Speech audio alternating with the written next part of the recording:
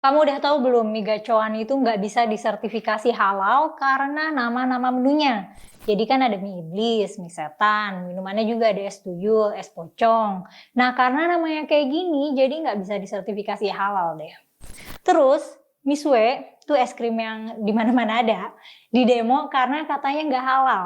Padahal ternyata bukan karena nggak halal, tapi belum dapat sertifikasi halal.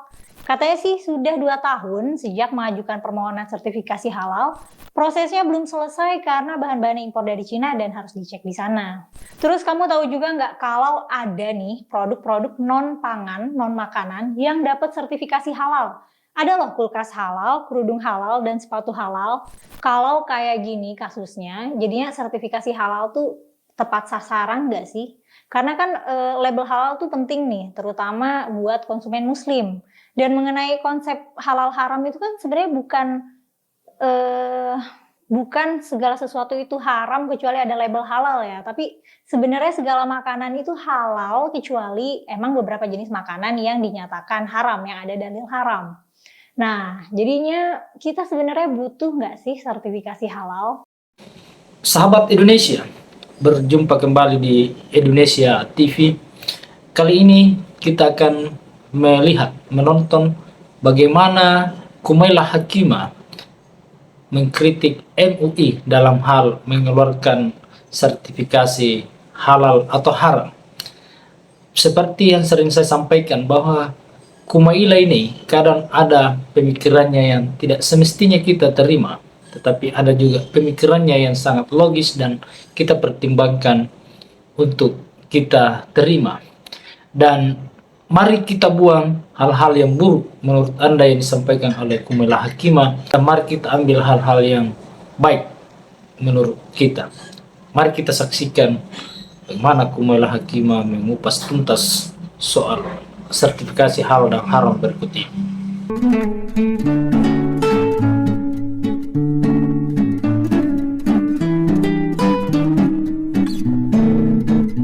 Halo, ketemu lagi sama aku Mela di Forbidden Questions, tempat kita mengeksplorasi pertanyaan-pertanyaan seputar norma sosial, budaya, dan agama. Dan Forbidden Question hari ini adalah, sertifikasi halal itu perlu nggak sih? Jadi nih, katanya mie gacoan itu nggak bisa disertifikasi halal karena nggak memenuhi salah satu sistem jaminan halal yang telah ditetapkan oleh LPPOM MUI. Salah satu yang ditetapkan adalah ketentuan nama, merek, dan produk. Dikutip dari kriteria sistem jaminan halal HAS 23000, persyaratan nama, merek, dan produk tidak boleh mengarah pada hal yang menimbulkan kekufuran dan kebatilan. Jadi kalau misalnya nama produknya coklat Valentine, mie gongsi facai, biskuit Natal, nah itu juga nggak bisa disertifikasi halal meskipun tidak mengandung babi atau alkohol. Nah terus barang gunaan juga nih, kok bisa ya ada sertifikasi halalnya? Belum lama ini per 1 Desember 2022 bahan baku mie gacoan sudah dipastikan 100% halal. Tapi tetap belum bisa dilabeli halal kecuali nama-nama menunya yang berbau hantu itu harus diganti dulu. Konsumen muslim yang taat kan tentu saja mau mengikuti gaya hidup halal ya. MUI, Majelis Ulama Indonesia, kita kan ekspektasinya ini adalah lembaga ulama yang secara kolektif musyawarah untuk mengeluarkan fatwa termasuk dalam hal ini mengeluarkan sertifikasi halal.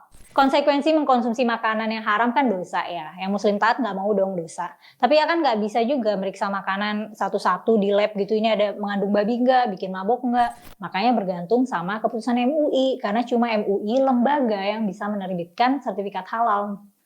Meskipun aku pribadi sebenarnya merasa idealnya sertifikasi halal itu fasilitas negara yang mudah dan gratis atau murah. Karena menyangkut kepentingan baik konsumen. Nggak tahu sih realistis apa enggak. Nah terus nih, kalau soal barang gunaan non-makanan yang disertifikasi halal, itu juga aku nggak ngerti sih. Tapi mungkin berarti ada demand-nya ya. Ada gitu orang yang mau beli baju atau sepatu, dia consider apakah MUI approve terhadap kehalalan barang itu. Sejujurnya aku belum pernah nemu orang yang terang-terangan punya preferensi kalau beli barang non-makanan harus berlabel halal sih. Nemunya ya dari brand-brand yang lagi mengiklankan produk non-makanannya itu halal gitu. Jadinya harus jelas ya nggak sih lingkup barang-barang yang bisa disertifikasi halal. Idealnya kan bahan pangan aja. Kulkas dan kerudung apa urusannya? Kalau objek non-pangan itu juga bisa disertifikasi halal, itu bikin otoritas MUI itu jadi questionable ya nggak sih? Mengenai hukumnya dalam Islam, menurut kaidah usul fiqh sebenarnya segala sesuatu itu defaultnya halal, kecuali ada dalil yang mengharamkan. Bukan default hukumnya haram kecuali diverifikasi halal oleh MUI. Nah, dalam mengenai makanan nih, semua muslim sepakat kalau babi itu haram dan minuman beralkohol itu haram. Ya udah, jadi caranya tinggal periksa aja dong, ada substansi itu atau enggak gitu kan ya. Tapi ternyata nama produk ditentuin juga nih, padahal kan barangnya tetap sama ya. Mau dinamain mie iblis atau mie bidadari surga, ya mie-nya tetap sama gitu. Jadi ternyata kok bukan cuma kandungan makanannya doang yang diperiksa, tapi nama juga diurusin. Katanya nih, kalau nama makanannya kayak gitu, katanya jadinya nggak halalan toyiban. Ya kan emang fungsinya sertifikasi halal itu buat ngasih cap halal, bukan ngurusin toyibnya. Toyiban itu kan artinya baik ya. Jadi yang baik dikonsumsi. Misalnya nasi itu kan halalan. Nasi seporsi itu halal toyiban. Tapi kalau misalnya kita makan nasi satu rice cooker penuh sendirian ya jadi nggak toyib gitu. Cabai itu halal toyiban. Tapi kalau minum sambal seliter ya jadi nggak toyib. Jadi nggak toyiban. Nah, masalah makanan bakal toyib atau enggak itu urusan konsumen. Bodrek nih halal nih ya, obat sakit kepala. Minum bodrek langsung 10 butir ya jadi nggak toyib. Nah, ini masalah toyib enggaknya tuh harusnya di luar kendali MUI.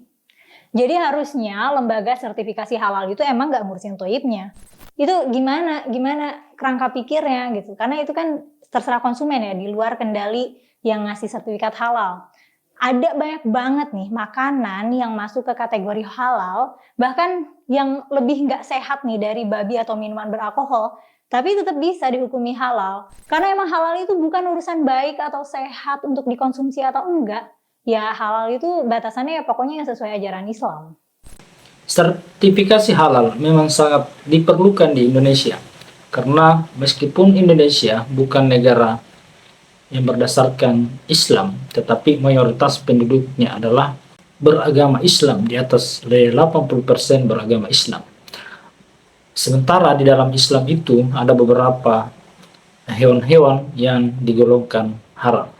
Sehingga sangat penting, sangat harus teliti untuk mengedarkan makanan yang bersertifikasi halal atau haram agar tidak menimbulkan kegaduhan di dalam masyarakat. Selanjutnya nih, masalah substansi alkohol.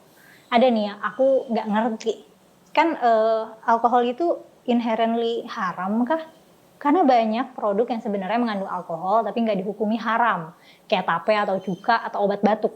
Nah, dalam Islam cuka itu makanan yang toyib, makanan yang baik. Kalau versi MUI cuka apel bisa halal kalau kandungan etanolnya di bawah 0,5%. Kalau kamu suka masak atau baking, kadang ada nih produk cuka atau saus yang non halal karena mengandung alkohol 0, dikit banget lah, 0,1 gitu.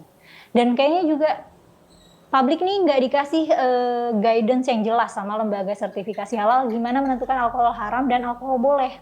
Aku ngerasanya ini ada ketidakkonsistenan mengenai kandungan alkohol.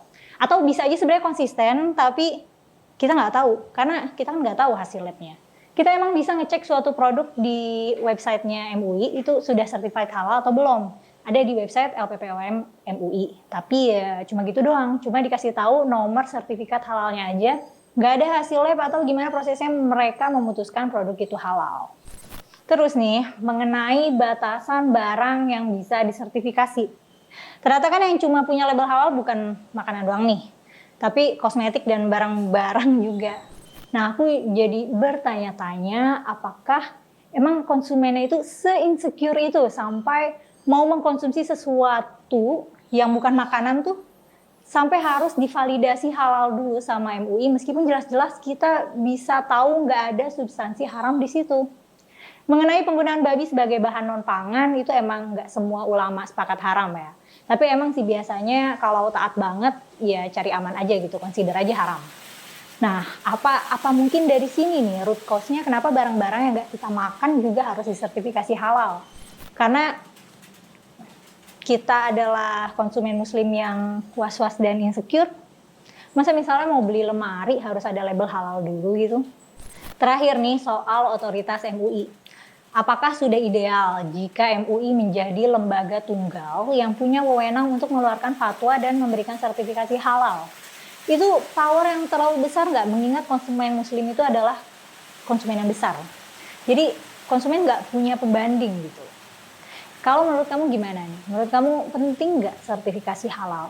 Kalau iya penting, barang-barang gunaan perlu sertifikasi halal juga nggak? Terus setuju nggak kalau nama produk jadi pertimbangan untuk menentukan kehalalan? Dan terakhir, soal otoritas MUI menurut kamu sudah pada porsinya dan sesuai kebutuhan atau offside?